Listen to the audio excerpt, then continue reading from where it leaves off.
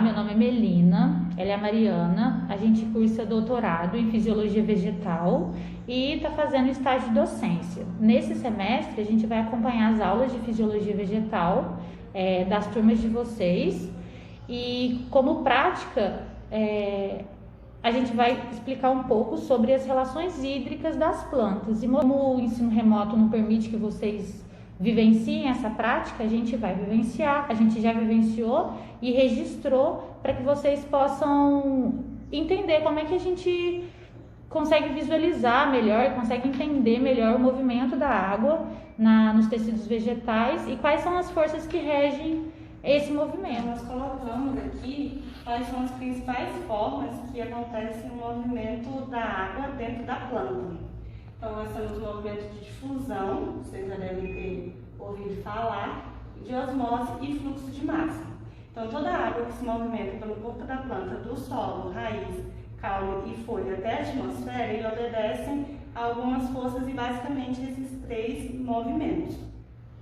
A difusão, então, é um tipo de transporte passivo, onde não há gasto de energia, onde as moléculas elas vão do ambiente mais concentrado para o menos concentrado. Então, é um gradiente decrescente.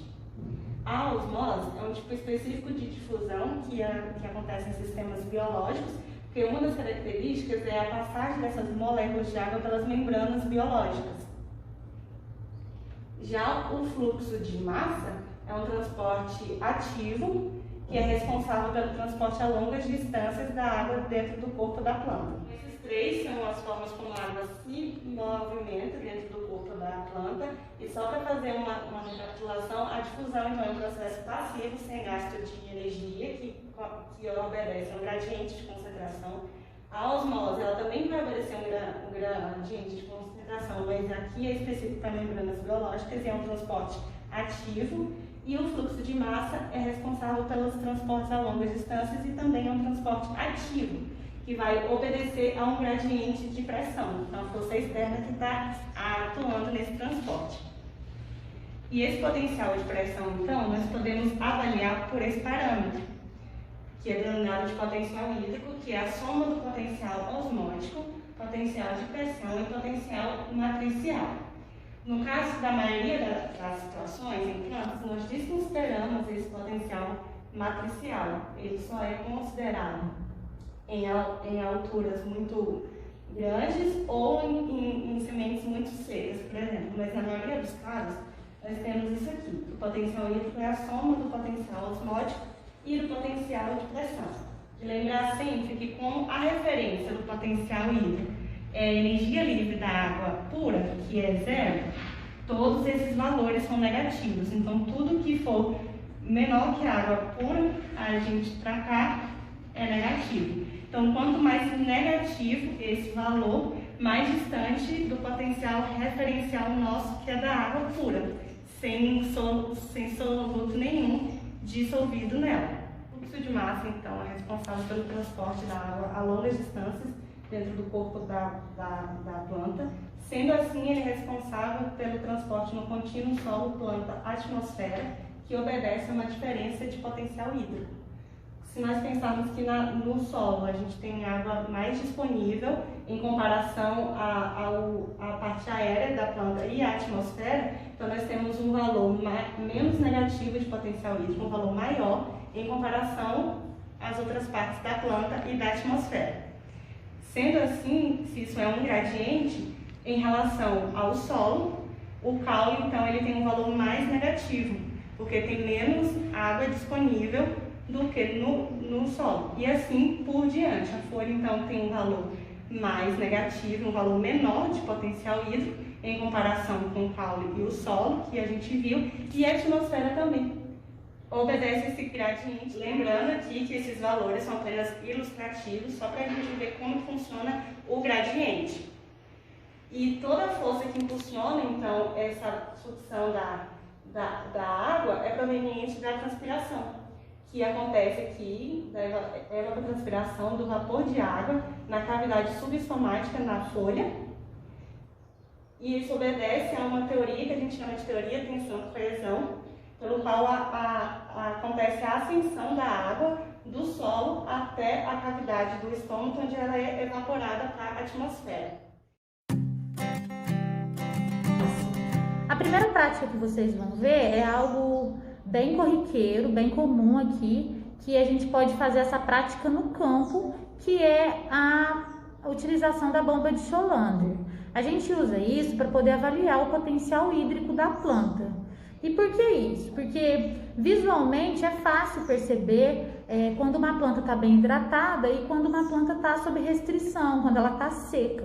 Só que é importante saber quanto de água está disponível na planta para a gente poder afirmar, né, com certeza a capacidade, o potencial hídrico que ela está no momento. E a gente faz isso através da utilização da câmara ou da bomba de Schollander, que vocês vão ver a seguir.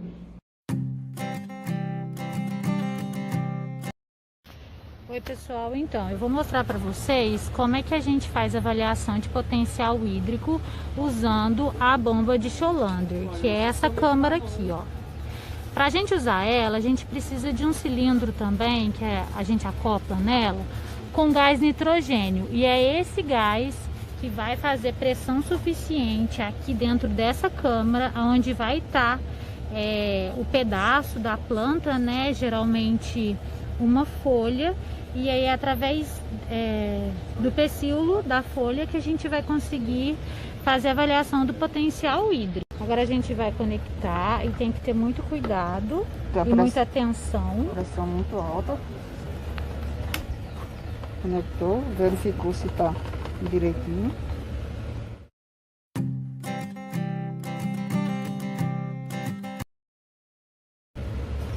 Pronto. Aí aqui pode abrir para soltar o gás para a bomba. Já está aqui para a bomba, só que o registro está fechado. Está no off aqui. Então, gente, aqui a gente vai colocar o pecíolo com a folha. Em geral é esse pedaço da planta que a gente utiliza. E aí a gente vai fechar aqui dentro para ficar totalmente inerte. E o pecíolo da folha vai ficar aqui, e é através dele que a gente vai avaliar. E o que a gente utiliza para ajudar a visualizar quando que começa a sair a água do tecido é essa lupa, para facilitar a visualização na análise. Quando a gente fizer, vocês vão compreender melhor. Agora a gente vai retirar um pedaço da folha de soja para a gente poder fazer a medição do potencial hídrico. Atira o pecíolo em formato de bisel. E já traz aqui para a câmara. Passou ela aqui na borrachinha. E tem uma borracha para fazer a vedação. E a pontinha dela ficou aqui do outro lado, que é onde a gente vai conseguir enxergar. Apertou, não pode deixar sair o gás. E aqui você vai colocar toda essa parte da sua planta para dentro. Conectou aqui, encaixou, viu que está seguro, apertou mais um pouco. E agora soltar o gás para visualizar, né? Onde é que vai começar a sair.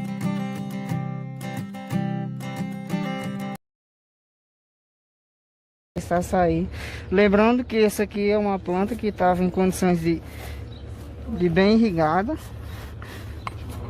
E vai soltar o gás agora para subir a pressão.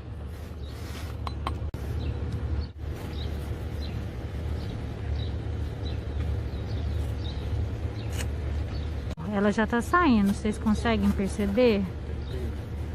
É porque ela estava bem irrigada, então antes de ela já saiu. O ideal é a gente pegar quando começa a mudar a coloração do tecido, antes de sair a água, que a gente pega essa marcação aqui, que é o valor que é em bar.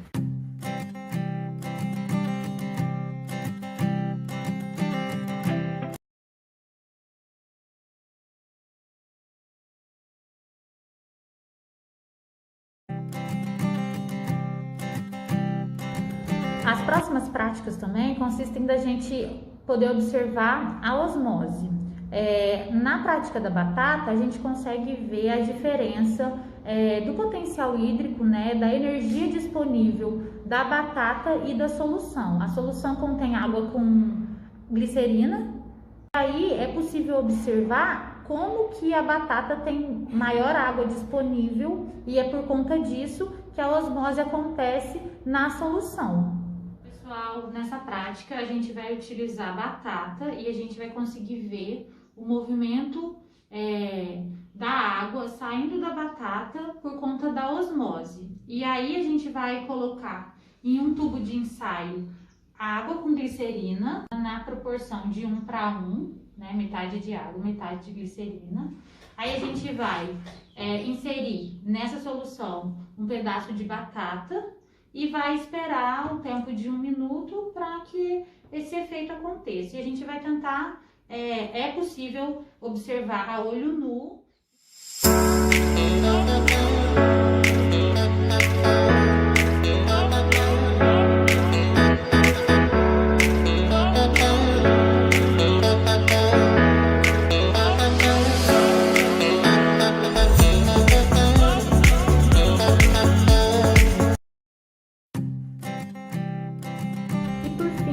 Fez uma prática para vocês perceberem a plasmólise. E aí a gente submeteu cortes de folha, de uma folha rica em antocianina na face adaxial, e a gente submeteu esses cortes a uma solução de 100% de água e outros cortes numa solução de água com sacarose na concentração de 1 molar. E o que a gente pode perceber?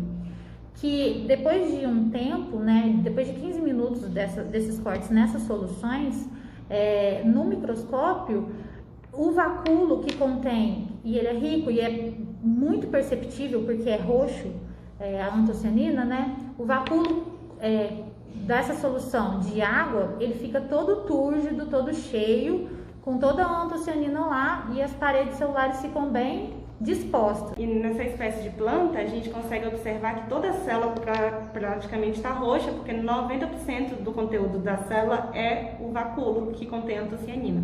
Então isso fica bem fácil de visualizar. Já nos outros cortes que foram submetidos à água com sacarose, é totalmente diferente a visualização e a disposição das células. Elas não estão túrgidas. Há um extravasamento dessa antocianina e essas células não estão todas cheias de antocianina, e as paredes elas estão descoladas porque elas não estão todas túrgidas, não estão todas cheias. Como nas células plasmolizadas a gente tem um volume menor ocupado pelo vacúolo, a parede da célula que é rígida, ela não acompanha essa redução de volume do vacúolo, então ele se descola do vacúolo e vocês vão conseguir ver que tem uma mancha mais clara e a mancha rosa que é referente ao vacúolo com antocianina. Nessa prática sobre plasmólise, a gente vai utilizar essa planta, que como vocês podem observar pela coloração dela, é rica em antocianina na parte, e ela tem essa coloração roxinha, principalmente na parte abaxial. Aqui nós temos uma solução com água, pode ser água de torneira ou água destilada, e uma solução de sacarose a 1 molar. Nós vamos fazer um corte paradérmico, destacar essa folha, fazer um corte paradérmico da folha para a gente tentar capturar a parte mais superficial e deixar um tempo na água e um tempo na sacarose e ver o que acontece depois.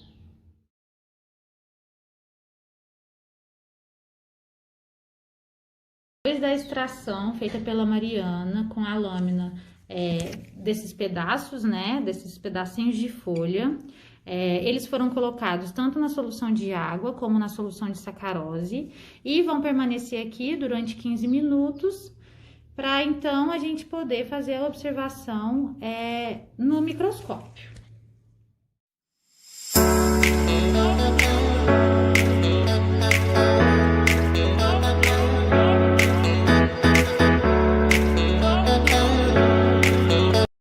Aqui a gente consegue observar 2 aparatos estomáticos e as células com o vacúolo cheio de antocianina, roxinhas, e aí como o vacúolo nessa espécie ocupa 90% do volume celular, a gente vê tudo roxo e o que seria o citoplasma e as outras organelas estão espremidinhas nas bordas das células, como vocês podem observar essa faixa aí que não tá roxa. Vamos observar agora como que estão as células que ficam na solução de sacarose. A gente consegue observar que elas não estão todas roxinhas com pressão na parede, que nem as outras estavam.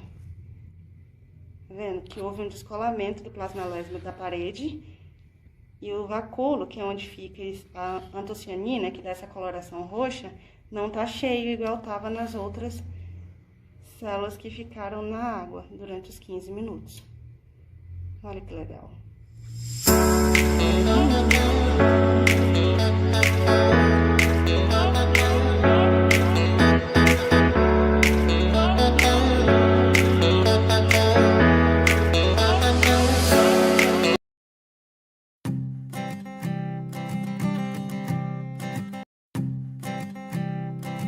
Agora nós vamos ver como que faz a prática de impressão epidérmica para a gente visualizar os estômatos das folhas. Inicialmente nós pegamos uma cola instantânea, o famoso Super Bonder, colocamos uma gotinha numa lâmina histológica e aí a gente vai pressionar a superfície da folha sobre essa região que a gente colocou a cola e aguardar um pouquinho.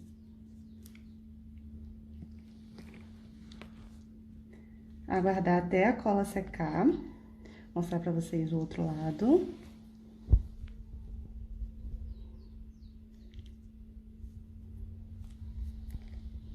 A quantidade de cola aqui é importante para pegar a maior área que a gente conseguir da superfície da folha.